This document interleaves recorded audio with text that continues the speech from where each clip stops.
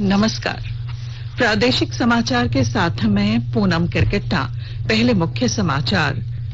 Corona संक्रमण के बढ़ते मामलों को लेकर आज प्रधानमंत्री राज्यों के मुख्यमंत्रियों के साथ वीडियो कॉन्फ्रेंसिंग के जरिए करेंगे बैठक।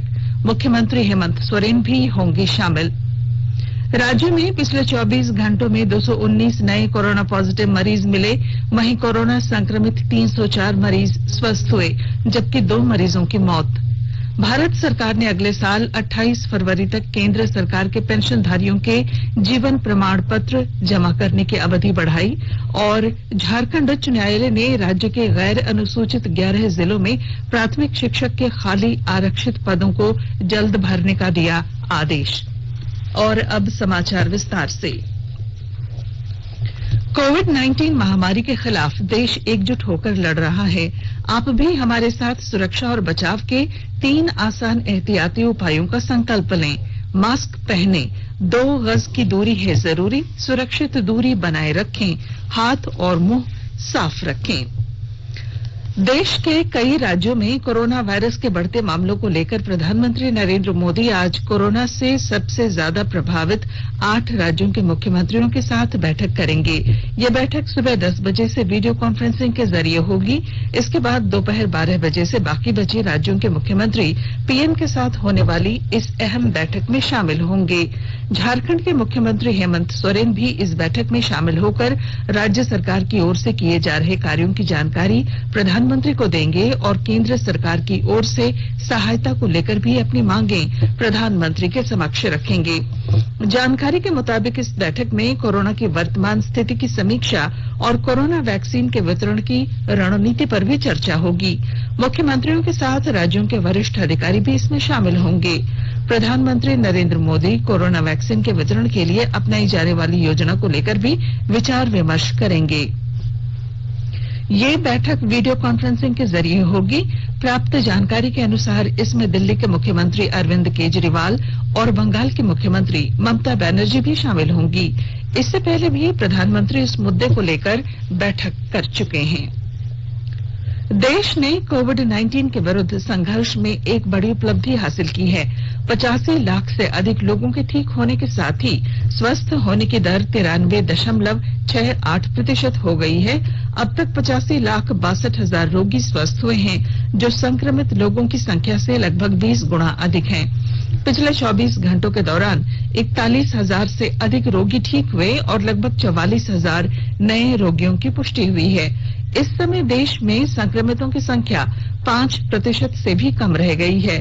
देश में 4,43,486 लोगों का इलाज चल रहा है, जो संक्रमितों की कुल संख्या का 4.85% है। स्वास्थ्य मंत्रालय ने कहा है कि 26 राज्यों और केंद्र शासित प्रदेशों में संक्रमण के 20,000 से भी कम मामले हैं। राज्यों और केंद्र शासित प्रदेशों द्वारा केंद्र सरकार के मानक उपचार नियमों के पालन, डॉक्टरों, पैरामेडिकल स्टाफ और अग्रिम पंक्ति में काम करने वाले कार्यकर्ताओं के समर्पण और प्रतिबद्धता के कारण स्वस्थ होने की दर में सुधार हुआ है। मृत्यु दर में भी कमी आई है। मृत्यु दर 1.46% रह गई है। पिछले 24 घंटों के दौरान 511 लोगों की मृत्यु हुई है। देश में पिछले 24 घंटों के दौरान लगभग 8,50,000 नमूनों की जांच की गई है। जांच आंकड़ा बढ़कर 13 करोड़ 26 लाख के आसपास हो गया है। केंद्र सरकार और भारतीय आयुर्विज्ञान अनुसंधान परिषद ने संगठित रूप से जांच क्षमता बढ़ाई है। भारत में प्रतिदिन जांच क्षमता 15 लाख हो गई है। इधर राज्य में पिछले 24 घंटों में 219 नए कोरोना पॉजिटिव मामले आए हैं। कोरोना से 304 मरीज अब तक स्वस्थ हुए हैं, जबकि 2 मरीजों की मौत हुई है। स्वास्थ्य विभाग के अनुसार कुल संक्रमितों की संख्या बढ़कर 1,07,688 हो गई है। वहीं 2,202 सक्रिय केस हैं। इसके अलावा 1,04,533 मरीज ठीक हुए हैं, जबकि अब तक 953 मरीजों की मौत भी हो चुकी है। राज्य में कोरोना से स्वस्थ होने की दर बढ़कर 97.07% हो गई है। अब तक 39,24,648 कोविड नमूनों की जांच की गई है। कल 16,591 नमूनों की जांच की गई। आकाशवाणी के ताजा तरीन समाचारों के लिए आप हमारी वेबसाइट newsonair.com पर लॉग ऑन कर सकते हैं। ताजा समाचार Twitter handle @AIR News Alerts और Facebook page all India radio news पर भी उपलब्ध है। आप प्रादेशिक समाचार एकांश के ट्विटर हैंडल @AIR News_रांची और Facebook page AIR news Ranchi के अलावा YouTube channel regional news unit Ranchi पर भी हमारे बुलेटिन सुन सकते हैं। प्रादेशिक समाचार आप आकाशवाणी रांची से सुन रहे हैं। और अब पेश है कोरोना से बचाव के कुछ संदेश। कोविड-19 से बचाव और सुरक्षित रहने के 3 उपाय। मास्क लगाएं, 2 गज दूरी है जरूरी, सुरक्षित दूरी रखें, हाथ और मुंह साफ रखें।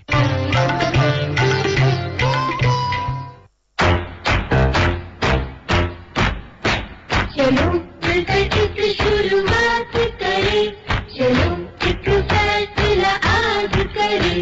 मास्क नहीं तो टोकेंगे, कोरोना को रोकेंगे। चलो एक वादा करते हैं, चलो कुछ वादा करते हैं। मास्क नहीं तो टोकेंगे, कोरोना को रोकेंगे। भारत सरकार द्वारा जनहित में जारी। प्रादेशिक समाचार में आपका फिर स्वागत है। भारत सरकार ने अगले साल 28 फरवरी तक केंद्र सरकार के पेंशनधारियों के जीवन प्रमाण पत्र जमा करने की अवधि बढ़ा दी है। इससे पहले सरकार ने जीवन प्रमाण पत्र जमा करने की अवधि 1 नवंबर से 31 दिसंबर 2020 तक बढ़ाई थी। कार्मिक और जन शिकायत तथा पेंशन मंत्रालय के अनुसार विभाग को कई पेंशनधारियों के एसोसिएशन की ओर से कई पत्र मिले थे। साथ ही व्यक्तिगत रूप से लोगों ने जारी कोविड महामारी और कोरोना वायरस की बुजुर्ग आबादी के प्रति संवेदनशीलता को देखते हुए जीवन प्रमाण पत्र जमा करने की अवधि और बढ़ाने का आग्रह किया था। झारखंड विधानसभा के न्यायाधिकरण ने कल 10वीं अनुसूची के तहत 3 विधायकों बाबूलाल मरांडी, प्रदीप यादव और बंधु तिर्की के दल बदल मामले पर सुनवाई हुई। न्यायाधिकरण के समक्ष विधायक बंधु तिर्की अपने अधिवक्ता के साथ उपस्थित हुए, जबकि बाबूलाल मरांडी ने अपने अधिवक्ता RN सहाय के माध्यम से अपना पक्ष रखने के लिए समय की मांग की। श्री मरांडी के अधिवक्ता ने झारखंड उच्च न्यायालय में दायर रिट याचिका का हवाला देकर न्यायाधिकरण से 6 हफ्ते का समय मांगा, जिसे विधानसभा अध्यक्ष रविंद्र नाथ महतो ने अस्वीकार कर दिया। उन्होंने मामले की अगली सुनवाई के लिए 17 दिसंबर की तारीख तय की है। वित्त मंत्री निर्मला सीतारमन ने कहा है कि आर्थिक सुधारों की गति भारत को वैश्विक निवेश का केंद्र बनाएगी। एक सम्मेलन में वित्त मंत्री ने कहा कि प्रधानमंत्री नरेंद्र मोदी ने महामारी के इस समय में भी व्यापक सुधार करने का कोई अवसर नहीं गंवाया। उन्होंने कहा कि श्री मोदी ने ऐसे सुधार भी किए हैं जिनकी दशकों से प्रतीक्षा की जा रही थी। गिरिडीह जिले में परिवार नियोजन में पुरुषों की साझेदारी को लेकर अभियान चलाया जा रहा है। इसके तहत लोगों को जागरूक करने के लिए नुक्कड़ नाटक सहित कई कार्यक्रमों का आयोजन किया जा रहा है। पेश है हमारे संवाददाता की रिपोर्ट।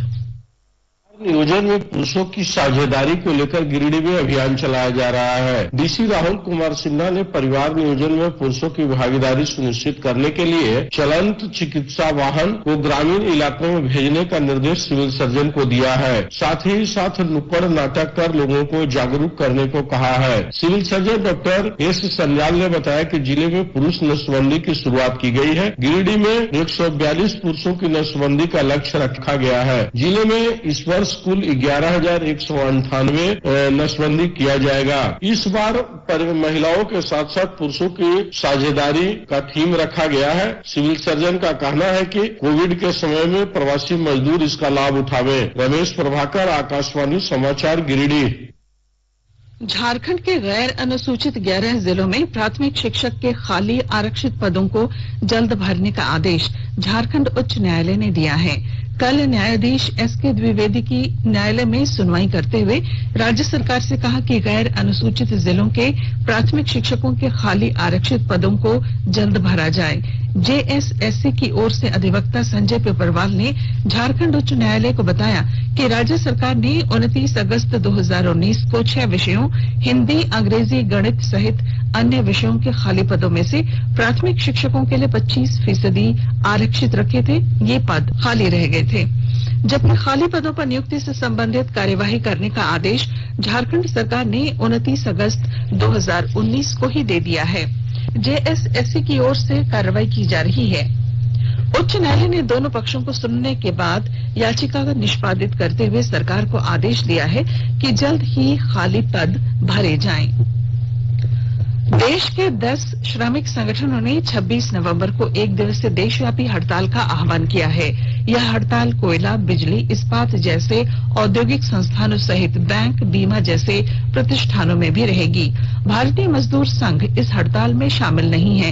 इन श्रमिक संगठनों की 12 सूत्री मांगों में कमर्शियल माइनिंग के तहत कोल ब्लॉक की नीलामी का मुद्दा भी शामिल है। साहिबगंज जिले के राजमहल में गुदारा घाट से स्टोन चिप्स लादकर गई पानी जहाज कल शाम पश्चिम बंगाल के मानिकचक घाट में पलट गई। पानी जहाज के पलटने से जहाज पर लदे 8 ट्रक गंगा नदी में समा गए। जहाज पर 10 ट्रक लदे थे, इनमें से एक ट्रक उतार लिया गया था और दूसरा ट्रक जहाज पर से उतारते वक्त असंतुलित हो गया, जिससे अन्य बाकी ट्रक भी गंगा नदी में समा गए। ट्रकों के चालक और जहाज के कर्मी लापता हैं, उनकी खोज की जा रही है। आज सिखों के 9वें गुरु तेग बहादुर का शहीदी दिवस मनाया जा रहा है। 1675 में आज ही के दिन गुरु तेग बहादुर ने धर्म, मानव मूल्यों, आदर्शों और सिद्धांतों की रक्षा के लिए अपने जीवन का बलिदान दिया था। मौसम। बंगाल की खाड़ी के निचले हिस्से में बन रहे निम्न दबाव के कारण रांची समेत राज्य के कई हिस्सों में तापमान में गिरावट दर्ज की गई है। रांची का न्यूनतम तापमान 11.5 डिग्री सेल्सियस रिकॉर्ड किया गया है। मौसम वैज्ञानिक अभिषेक आनंद ने बताया कि बंगाल की खाड़ी के निचले हिस्से में निम्न दबाव बना हुआ है, इस कारण ये बदलाव आया है और यह अगले 3 दिनों तक जारी रहेगा। मौसम विभाग के मुताबिक गुरुवार और शुक्रवार को बादल छाए रहेंगे। खूंटी जिले की नगर पंचायत स्थित नामको में एक किसान के खलिहान में आग लगने से खलिहान में रखी धान की पूरी फसल जलकर राख हो गई। चतरा जिले के टंडवा आम्रपारी सीसीएल परियोजना इलाके में अवस्थित बिंगलात गांव निवासी एक ट्रक मालिक ने आर्थिक तंगी के कारण कल आत्महत्या कर ली। इधर गोड्डा जिले में शहर के पास कुरमन गांव में बन रहे रेलवे ब्रिज के चौड़ीकरण के अतिरिक्त पुल बनाने की मांग को लेकर ग्रामीणों ने राज्य सरकार से शिकायत की है।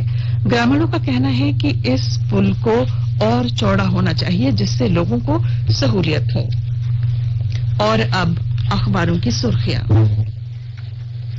आइए अब सुनते हैं कि राज्य के किन प्रमुख अखबारों ने किन किन खबरों को प्रमुखता से प्रकाशित किया है। सुप्रीम कोर्ट ने केंद्र और सरकारों को 48 घंटे के भीतर कोरोना संक्रमण को लेकर स्टेटस रिपोर्ट की खबर देने को आज सभी समाचार पत्रों ने प्रमुखता से अपनी अपनी सुर्खी बनाई है। प्रभात खबर ने भारत में उत्पादित कोरोना की वैक्सीन 90% असरदार, परीक्षण आखिरी दौर में, इस शीर्षक को पहले पन्ने पर प्रकाशित किया है। दैनिक जागरण ने पीएम की वीडियो कॉन्फ्रेंसिंग आज, हेमंत सोरेन होंगे शामिल, ये शीर्षक अपने पहले पन्ने पर दी है। रांची में बिना मास्क दिखे तो होगी कोरोना जांच, शीर्षक के साथ दैनिक हिंदुस्तान ने अपनी पहली खबर दी है। दैनिक भास्कर ने नियम तोड़ साहिबगंज से अंधेरे में चला ओवरलोडेड ट्रकों से लदा जहाज गंगा में पलटा, झारखंड के 2 लोग सहित 11 लापता, इस खबर को अपनी पहली शीर्षक बनाया है। असम के पूर्व मुख्यमंत्री तरुण गोगोई नहीं रहे, इस खबर को रांची एक्सप्रेस ने पहले पन्ने पर प्रमुखता से प्रकाशित किया है। महाराष्ट्र सरकार कोरोना वायरस के लक्षण दिखने वाले लोगों को राज्य की सीमा में प्रवेश नहीं करने देगी, इस खबर को हिंदुस्तान टाइम्स ने सुर्खी बनाई है। और अब बुलेटिन के आखिर में मुख्य समाचार। कोरोना संक्रमण के बढ़ते मामले को लेकर आज प्रधानमंत्री राज्यों के मुख्यमंत्रियों के साथ वीडियो कॉन्फ्रेंसिंग करेंगे। मुख्यमंत्री हेमंत सोरेन भी होंगे शामिल। राज्य में पिछले 24 घंटों में 219 नए कोरोना पॉजिटिव मरीज मिले। भारत सरकार ने अगले साल 28 फरवरी तक केंद्र सरकार के पेंशनधारियों के जीवन प्रमाण पत्र जमा करने की अवधि बढ़ाई। और झारखंड उच्च न्यायालय ने राज्य के गैर अनुसूचित 11 जिलों में प्राथमिक शिक्षकों के खाली आरक्षित पदों को जल्द भरने का दिया निर्देश। और इसके साथ ही आकाशवाणी रांची से प्रादेशिक समाचार का ये बुलेटिन समाप्त हुआ। नमस्कार। घर में रहिए, सुरक्षित रहिए और सुनते रहिए आकाशवाणी।